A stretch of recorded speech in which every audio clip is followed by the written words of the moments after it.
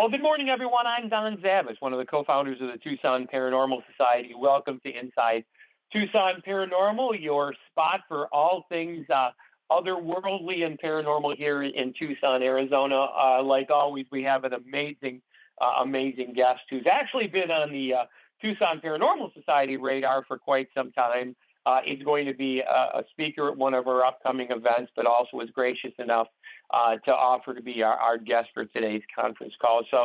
So Deb Starwalker, how are you this fine morning?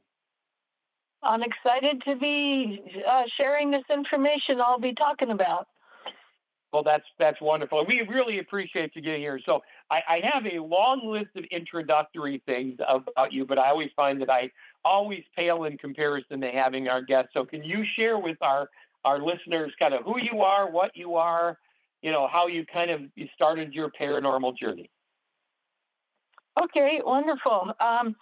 Well, I could say I am a spiritual light worker, and I'm a ascension and light body coach. And at age 27, I had a walk-in experience, which helped me shift into and remembering being a starseed. And so that has just catapulted me over these decades into doing my light work on the planet. And I have now been brought to the Tucson Green Valley area.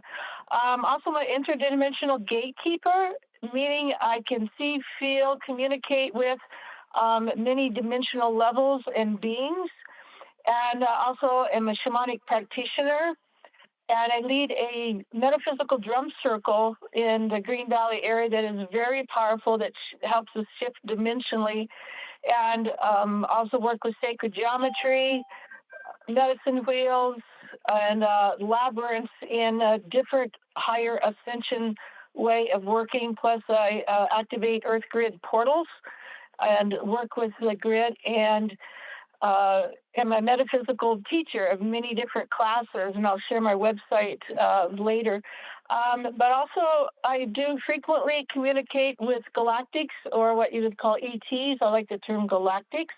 They're my friends, they're my buddies, and I remember working with them in other past lives, galactic lives. So I have a lot to share with people, plus I'm helping with Earth in the ascension process. That's my main mission goal. Well, if you got to have a goal, that's a hell of a good one. So I have to ask. So now I am familiar with some of the terminology that you use, but one of the ones that you used was starseed, and that might be one that's kind of new for some of our listeners. Can you maybe kind of share with them what a starseed is? Yeah, they are higher consciousness beings that have lived on other planets in the galaxy, and with the Earth needing assistance in her own ascension process, these souls volunteered to come to Earth and to help in Earth's ascension. And over the last few decades, they've really been awakening as to what their purpose is, many different levels of their purpose. And I remember my purpose. And I work with a lot of the Earth vortexes, portals, opening higher ascension consciousness where I'm sent to go around the planet.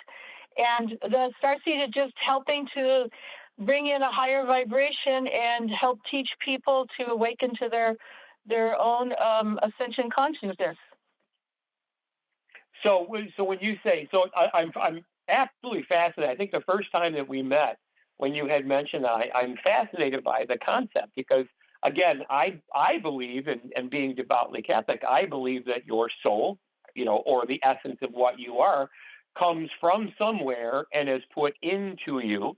So there's a lot of commonality in there. But so you obviously you do an awful lot of things. The thing that really struck me when I was just kind of going through your bio is that you've got some experience with the Ohio mound builders. So for those that don't know instead of me telling them, why don't you share it with them? Because you've actually had experience there and a connection there, as well as the Serpent Mound, which is one of my own personal and fascinating areas.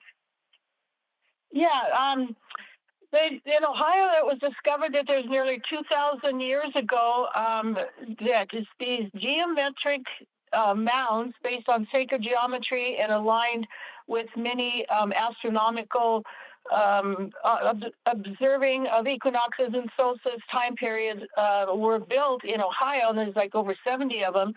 And I've been asked by divine guidance to go there twice. First was in 2017, where I went and was activating and open portals, and then the Serpent Mound connected with the galactics there. And I mean, that's a fascinating story as it was. But then also in the fall of 2024, I was asked to go there also again. And it was like a sequential activation of what was ready to be opened. And again, had experiences with galactics at different sites, the ancient pre-spirits. Plus, this is the first time that I was shown and introduced to hybrids of those beings from the humans back then and extraterrestrials. So they created these hybrids, which worked with the people back then at these sites, and I had personal contact with them. Everything I talk about is I've had direct contact. It's not from reading it or hearing other people's stories. I've personally experienced all these. So when you say invited, what would that be like? Would that be just an impression? And I've always believed that these types of sacred sites were, to me, evidence of previous encounters with something beyond and certainly more advanced than ourselves. But when you say invited, is that kind of like an impression that you've got? Was it a feeling? Do you hear it as an audio? Well, when I call the guidance, I call it spirit. That's just a short name I've always called it. But essentially everything is from the God source, creator. But when it's time and I'm meant to do certain things, like go to Egypt, go to the Yucatan ruins, go to ancient sites in America, it's like it's sort of like telepathic communication. It's like talking to me in my head. It's like, Deb, we would like you to go to the Ohio mounds. And it's just so strong. It's like someone really just talking to me in real time. And I just know it, that I'm meant to go, and things just flow, and it happens. And when you will go there, is there something, so when you get there, is it you kind of fully understand while you were there? Do you fully understand what the reason that you were brought there? Is that kind of made available to you? Is it almost like a task where you're, communicated, hey, you're going to want to go here? When you get here, X, Y, Z is going to happen. Is it more like a task or more like a visit, or how does that work? Well, to me, it's doing my starseed mission of working with the energetic field of the planet through these sacred sites, of helping to clear and activate them. And I don't fully understand the details until I get there, when I just know, okay, I'm supposed to go to Serpent Mound. And then when I get there, I just let it unfold what it's supposed to be. I don't have any preconceived notions. I just go with the flow in the moment, and it's just miraculous of how it flows, and just do the light work. So you had said as part of your bio that you've had interactions with cryptids, and then obviously with potentially extraterrestrial beings. Is that a result of being there, or are you connecting with them physically, or is it kind of a past remembrance of people who had been here at the time? I'm fascinated by this because I've always believed a version of this, and yours is the most legitimate sounding to the scientific mind that I have. Yeah, and just to let you know, the first half of my life, I was in the left brain scientific analytical mode. Is going to be a water scientist. I've been an engineer, a surveyor, and I've been in that understanding. And then a shift happened, and now I'm living in the right brain, intuitive, spiritual side. So I do have an understanding of both, and that's where I come from. That I'm grounded in understanding science, but I've seen that the spiritual part has evolved to be more prominent and actually explain and complement, especially quantum physics. So it's an understanding when I get there, I can energetically work on different levels, seeing them. And it's a lot of these higher light beings.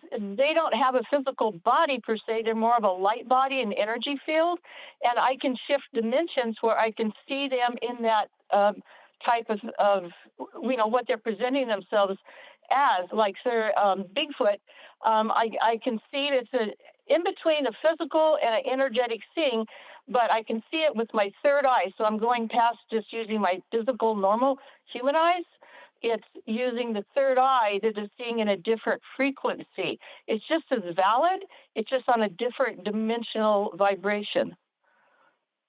So if you and I were standing next to each other, would that be something I would see as well, or would that kind of be unique to you? Because I'm looking at it visually, so it may not. Is it possible it may not appear to me visually? However, it's very, very apparent to you.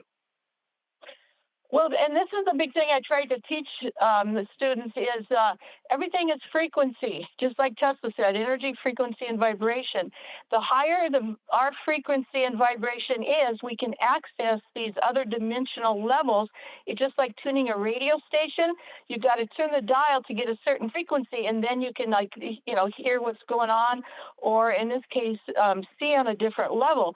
I can have somebody next to me and say they're at a lower third dimensional vibrational level. They're not spiritual, metaphysical. They're just really focused in the third D, survival, that kind of money, whatever. And they can be next to me, and a galactic being or an angel can appear beside both of us. I can tune into it because I have a higher vibrational frequency that's aligned with that other being's frequency, whereas the third dimensional person with a lower vibration is not able to because they're not tuned in, just like tuning, I say, a radio station. If they would raise their vibration and get tuned in, then they have a better opportunity of accessing that dimension and being able to see what I'm able to see. So that's a big understanding people got to know.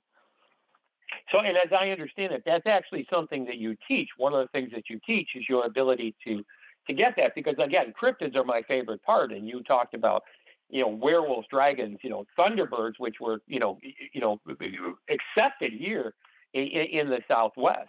So when how would you teach someone to do that? Is it meditation? Is it something that you'd be able to instill into them? I teach many through GVR, Green Valley Recreation in Green Valley. I have the most metaphysical classes of anybody, and I teach like 10 to 12 classes that are all metaphysical.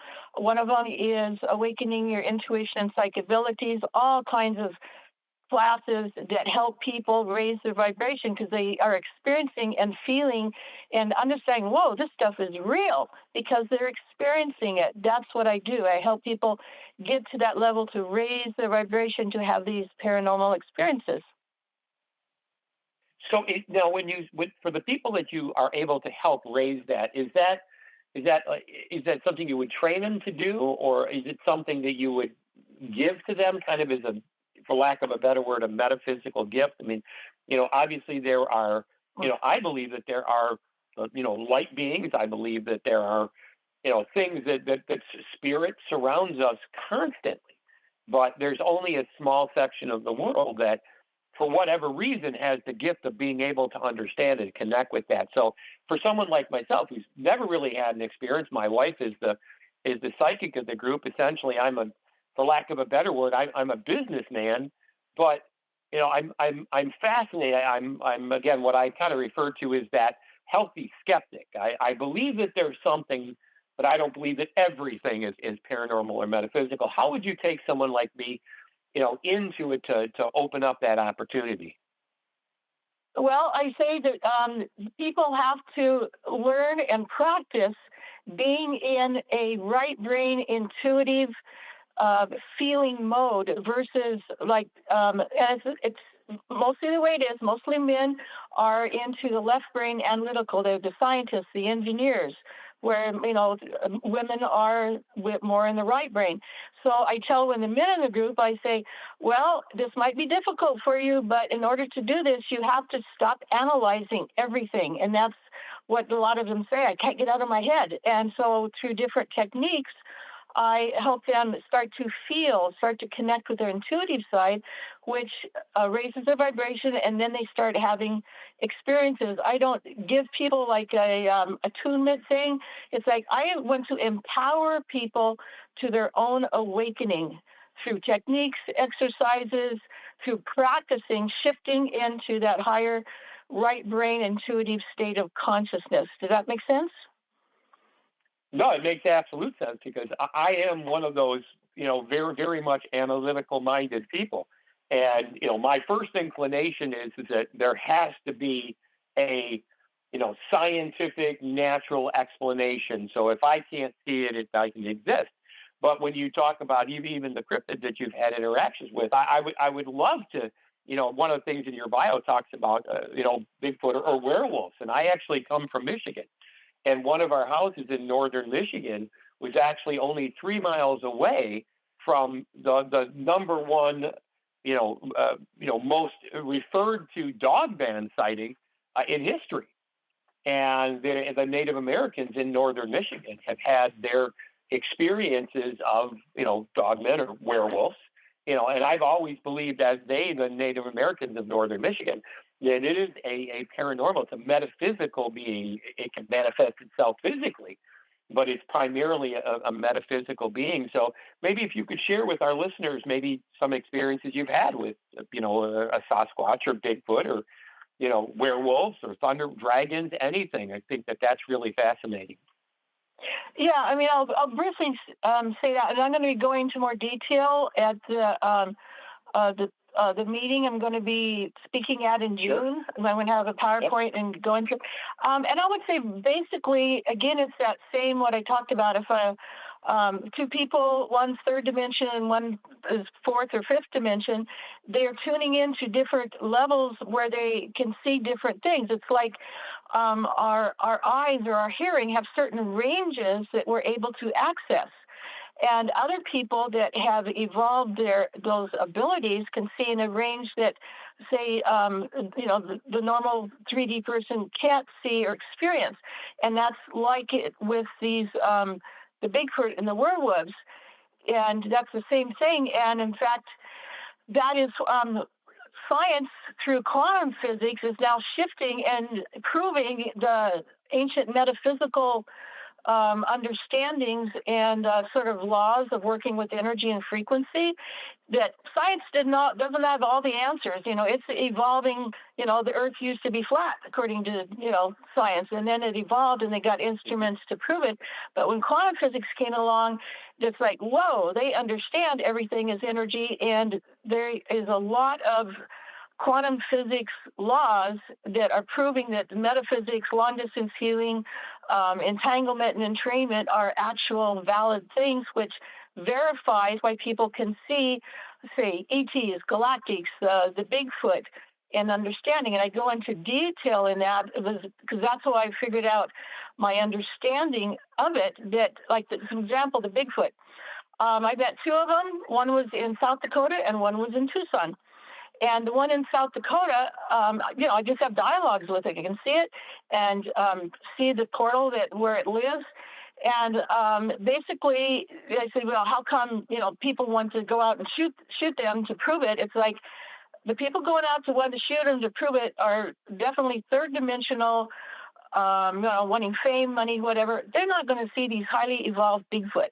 These Bigfoot are a higher dimensional, intelligent being.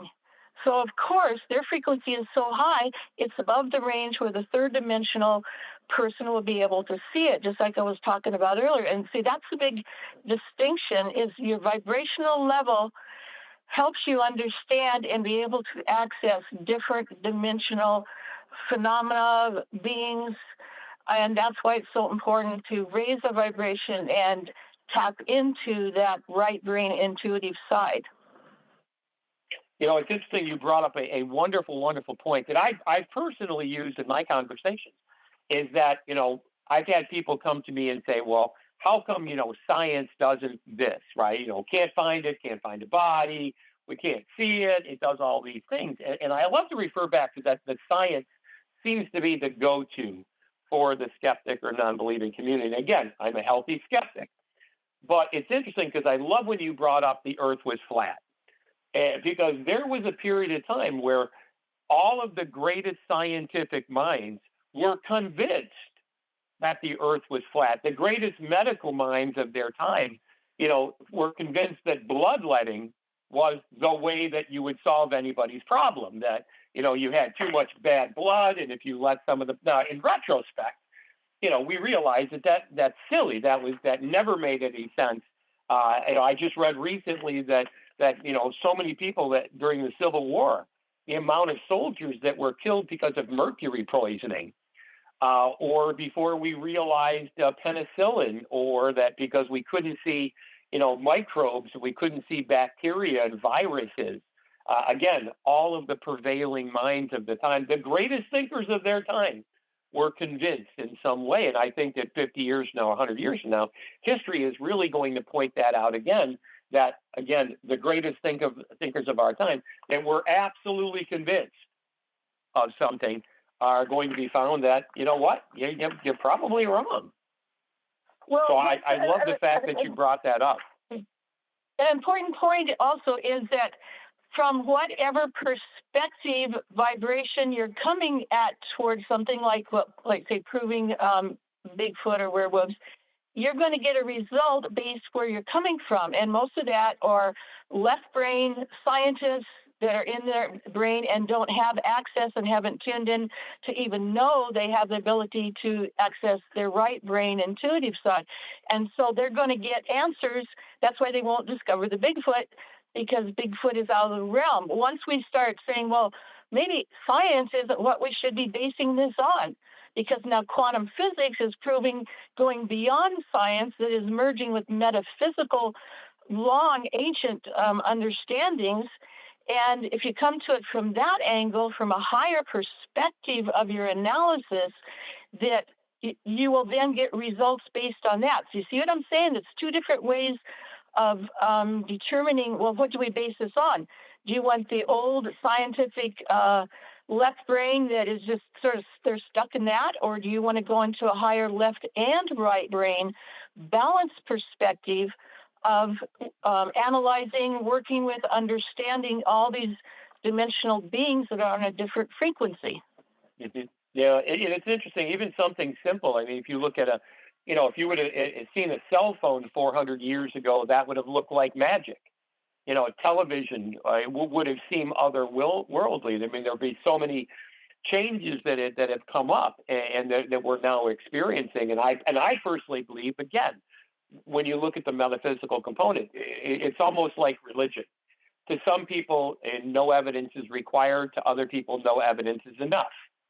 That there are people that just believe because they just know, or there are other people that believe because they can see it and it can, be held and hold in their hands, and they can physically touch it. And yet, atoms, for the longest of times, didn't exist. Why? Because people couldn't see it, they couldn't picture it, they couldn't understand it. So, and I realize as I'm looking at the clock, inevitably, we always run out of time because I've only got literally half of my questions done. But, as we close out today's session, Deb, what, for the people that, hear what you say, how would they, are there tools that you have available that you could give them? You're, of course, and let me put the apps you plug in there. You're going to be our speaker on June 20th. For the Tucson Paranormal Society. So for those that are interested, it'll be at the Kettle Restaurant. You are welcome to come. There's no obligation. There's no cost. Although, if you want to grace us with a donation, we're certainly happy to teach it. And, obviously, I think you'll be able to go into greater detail and use the audiovisual that we have there. But for someone that is interested in, finding out more, maybe, connecting up with you or talking to you, what might you suggest? Okay, a couple things. My website is wellness, WELLNESS, and then a dash, energetics, ENERGETICS.com, and then the slash. That's the website, but you can go to events. on that. And my email is wellnessenergetics@gmail, no dash.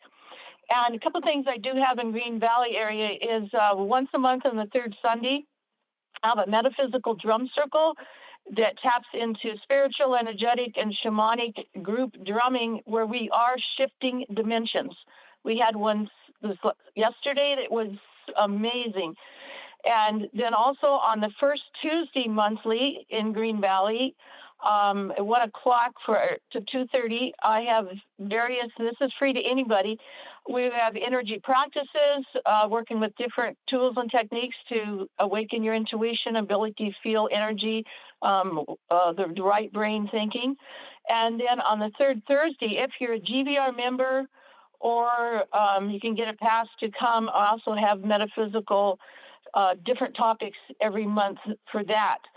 I have a YouTube channel with over 80 metaphysical videos, and some talk about how Kachinas are real, werewolves, Bigfoot, because I'm also a Ghostbuster, and I talk about all that stuff. I've over 80 videos, and that you search wellness-energetics, and that way you can find me. And I have private sessions of using energy and sound therapy.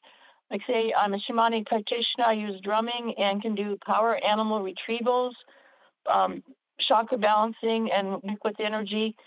So I have a lot to offer through various classes that I teach here and private sessions. And I say I'm going to have at the 20th, June 20th talk, a lot more understandings about the Ohio Mound hybrids, which I never heard of before, but had direct experiences and really understand them now. So that's unique understandings that I will bring that I have never read anywhere about the connection like I had.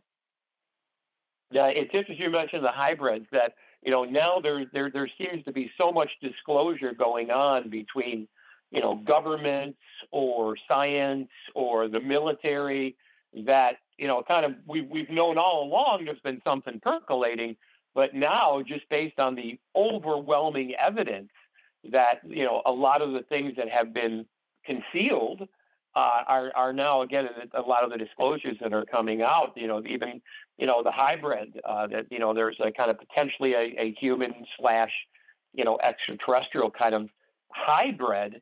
I saw a recent thing on YouTube, by the way, from a scientist who was actually involved with the military and government, and said that they have these hybrids that are people that were, connected, some of which came here, some of which were created here on Earth. And again, I look back and look at science of 100 years ago, seems so incredibly archaic.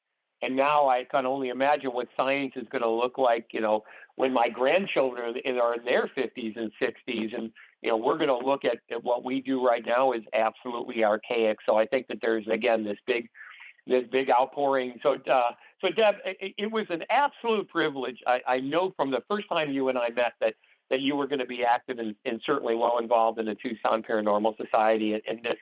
And this conference call was certainly, was everything that I hoped it will be. And I am so looking forward to the 20th. And for those that are listening either live, thank you so much for being here. We know there's so many things that are vying for your attention nowadays. So if you're, listening to us in one of the archives, again, there are so many things that are vying for your attention nowadays. And the commitment that you're giving to your, desire to know kind of what's happening in the world, we believe comes back to you many times over. And it's such a privilege to do this. So thank you so much for listening. Have a wonderful Monday. Have a wonderful week. Certainly as we come to the end of the month, wonderful that. And we look forward to hearing or having you join us not only in our future conference calls, but any of the future events we have coming up with the Tucson Paranormal Society. So Deb, on behalf of myself and the Tucson Paranormal Society, all of our listeners, thank you so much. It was an absolute privilege. Well, thank you. All right. Bye-bye, everybody. Have a wonderful day.